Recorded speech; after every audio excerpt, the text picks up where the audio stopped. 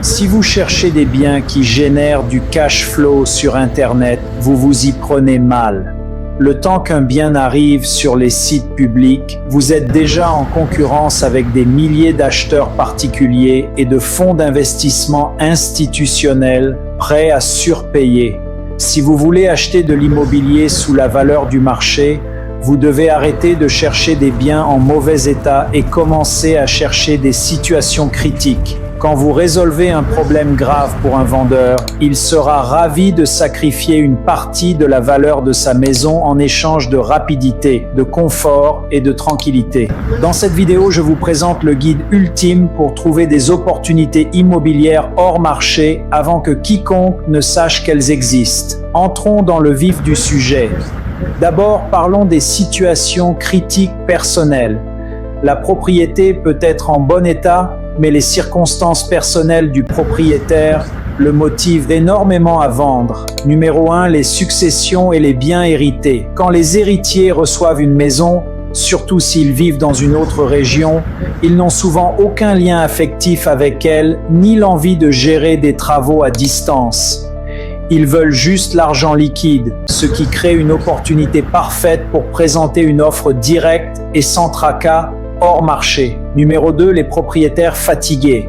Consultez les registres locaux des tribunaux d'expulsion. Il s'agit de propriétaires qui gèrent leurs biens eux-mêmes et qui sont épuisés par les locataires impayés et les dégâts dans le logement. Offrez-leur une sortie rapide en espèces et en l'état pour les libérer de ce casse-tête. Numéro 3, les impôts impayés. Demandez la liste des contribuables en retard à la trésorerie de votre comté. Les propriétaires qui ont des mois de retard sur leurs impôts fonciers font face à d'imminentes ventes aux enchères municipales. Une offre en espèces qui règle leurs dettes et leur laisse de l'argent en poche est une véritable planche de salut. Numéro 4. Ensuite, nous cherchons des problèmes physiques et réglementaires, des situations où le bien lui-même crie à l'aide. La prospection sur le terrain. C'est la stratégie à forte marge la moins exploitée qui soit. Ça consiste à parcourir physiquement les quartiers cibles à la recherche de signes visuels d'abandon, pelouses négligées, fenêtres condamnées ou courriers accumulés.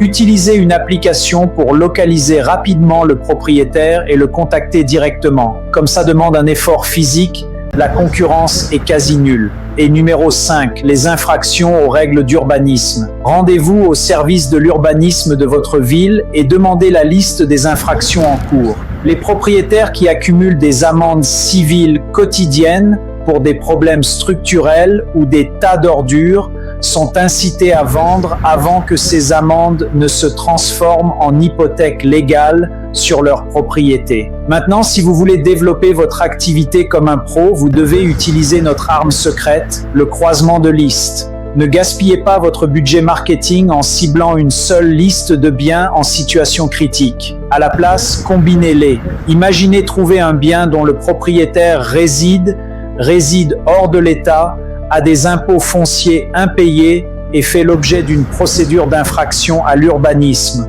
En combinant 3 indicateurs de problème ou plus, vous n'avez pas seulement un client potentiel, mais un vendeur extrêmement motivé, très enclin à sacrifier une partie de sa plus-value en échange d'une transaction rapide et sans tracas. Trouver des opportunités sous le prix du marché n'est pas une question de chance, mais de méthode systématique.